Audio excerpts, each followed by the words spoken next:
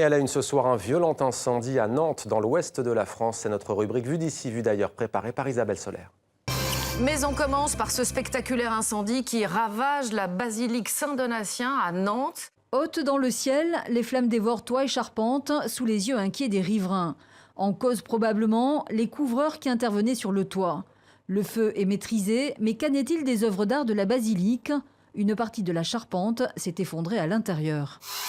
Ouverture aujourd'hui du 51e Salon du Bourget, peut-être pas une grande édition. On s'attend à rien d'extraordinaire, pas d'annonce de vente spectaculaire, ni de présentation d'appareils entièrement nouveaux. Sauf les C-Series, la fierté du Canadien Bombardier, dont ce moyen courrier totalement renouvelé. Je suis très favorablement impressionné par le spectre d'intérêt qui inclut à la fois les compagnies régulières classiques, les compagnies low cost, les charters. Aucun effet d'annonce à prévoir sur le salon. Dans l'aéronautique plus qu'ailleurs, le temps des négociations dure longtemps.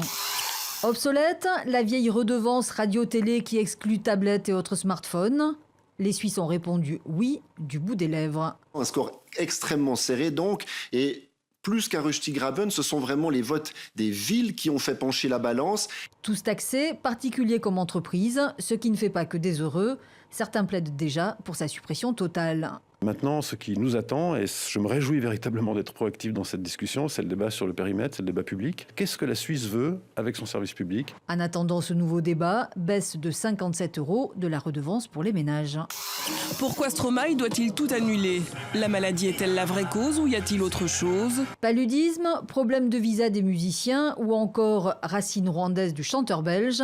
La RTBF s'est intéressée au coût de ces annulations. Quand on parle d'artistes, il est évident que la couverture indisponibilité de ce qu'on appelle les personnes clés est un facteur très important. Entendez, très onéreux, tournée suspendue jusqu'au 2 août.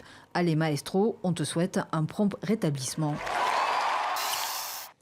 C'était il y a tout juste 30 ans, le Rainbow Warrior, navire de l'ONG écologiste Greenpeace, s'apprête à quitter le port d'Auckland en Nouvelle-Zélande, direction l'atoll de Mururoa pour protester contre les essais nucléaires français.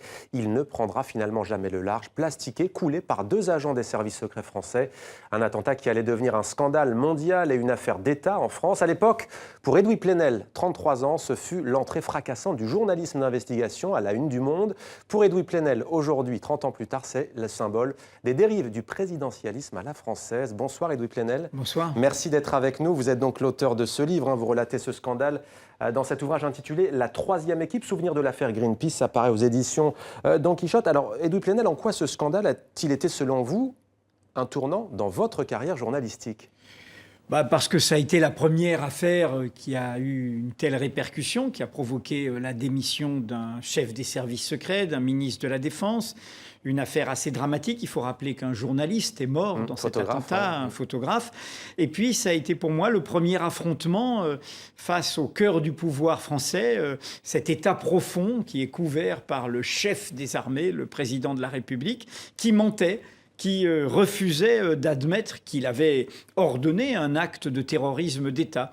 Et je suis l'un de ceux qui a fait tomber la carte, qui faisait tomber le château de cartes plutôt du mensonge d'État en révélant le dispositif qui était au cœur de cette mission. Alors 30 ans, ça paraît loin, en même temps c'est assez proche de nous. C'est une affaire rocambolesque, Edoui Plenel.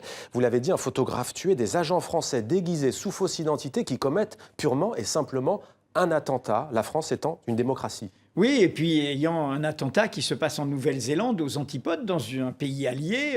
Les socialistes étaient au pouvoir en France, des travaillistes étaient au pouvoir en Nouvelle-Zélande. Alors j'ai voulu le raconter comme une nouvelle policière.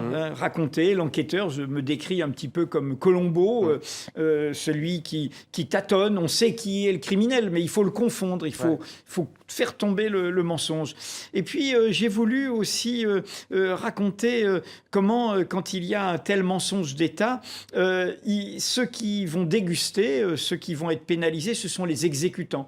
Donc mon livre est paradoxalement un livre en défense de ces agents qui ont fait ce qu'on leur a ordonné, même si nous pouvons le condamner. Et la troisième équipe, c'est donc celle qui a commis cet attentat. C'est-à-dire qu'ils étaient très nombreux, ils ont fait ça comme à l'exercice, et ils étaient essentiellement composés de nageurs de combat, et la troisième équipe, c'est l'ultime maillon de ceux qui ont posé poser les 2 mines explosives sur la coque du Rainbow Warrior. Derrière, et c'est ce que je raconte au fond 30 ans après, c'est qu'il faut comprendre tout ça, parce que ça nous paraît aberrant. Quand vous dites rocambolesque, on peut dire même incompréhensible. Comment la France, une démocratie, peut-elle commettre, ordonner un attentat dans un port contre un mouvement pacifiste, etc. La clé, et je pense que dans le Pacifique, on s'en souvient, c'est l'entêtement français dans le monde d'avant la chute du mur, d'avant la fin de l'Union soviétique, à cette dissuasion par la terreur, au feu nucléaire. Vous savez que François Mitterrand est celui qui a fait le plus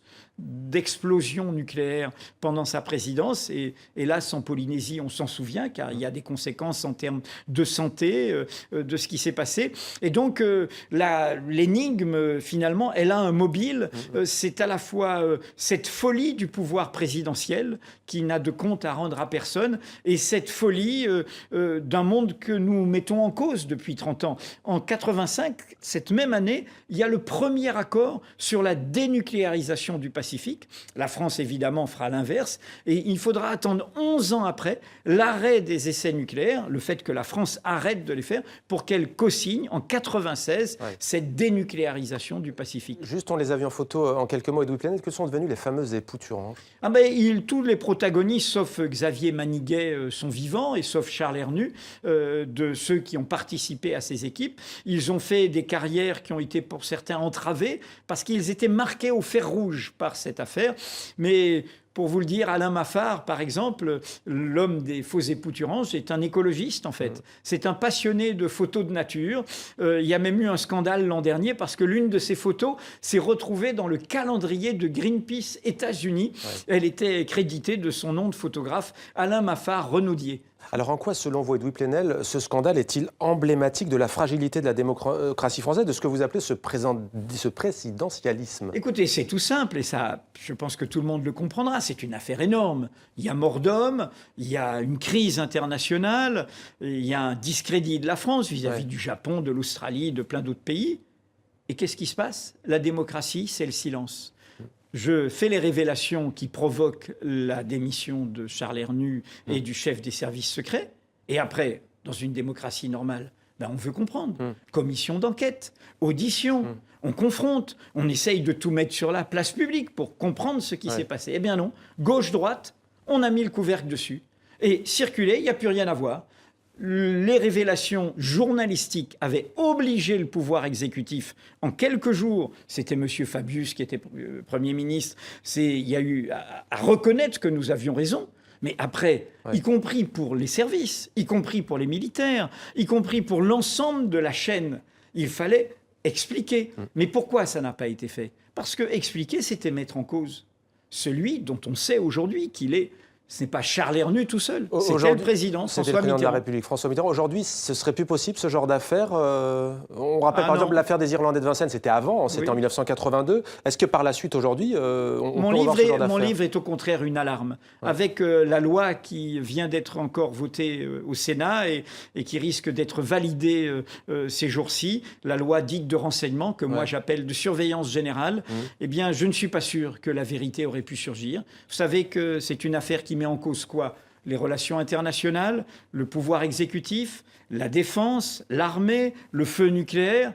Eh bien, dans la loi qui est votée, j'aurais été mis sur surveillance. J'aurais été considéré comme un ennemi de la raison d'État et peut-être aurais-je été, avec tous les moyens technologiques d'aujourd'hui, dans l'incapacité de faire vraiment mon travail. Mes sources auraient été identifiées, j'aurais été entravé. Donc je crains aujourd'hui que notre démocratie ne soit encore plus verrouillée qu'elle ne l'était. Eh bien voilà pour ce message d'alerte signé Edoui Plenel, la 3e équipe, souvenir de l'affaire Greenpeace, édition Don Quichotte. Merci à vous d'être venu sur le plateau de 64 minutes sur TV5 Monde.